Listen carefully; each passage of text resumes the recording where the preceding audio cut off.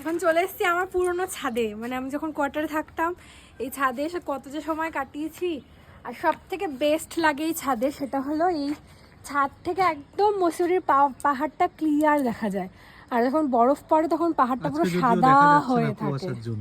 আমরা চোখে দেখতে পাচ্ছি আজকে মানে বোঝা যাচ্ছে চোখে, খালি চোখে, কিন্তু মানে অতটাই এই যে এই সোজা আমার আঙুলের সোজা এখানটা দিয়ে পুরো ক্লিয়ার দেখা যায়, এত ভালো লাগতো। মানে মন খারাপ থাকলেও ছাদে আসলে এক মুহূর্তে মনটা ভালো হয়ে যেত। সব এখন অতীত, বর্তমান এখন হচ্ছে জ্যাম, গাড়ির আওয়াজ আর ঘরের মধ্যে বন্দি। পুরনো স্মৃতি কালেক্ট করতে এসেছে এখানে নাকি?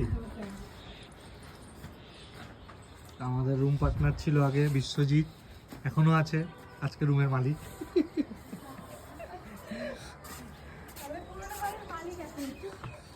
সুন্দর লাগছে এখান থেকে, দারুণ লাগছে।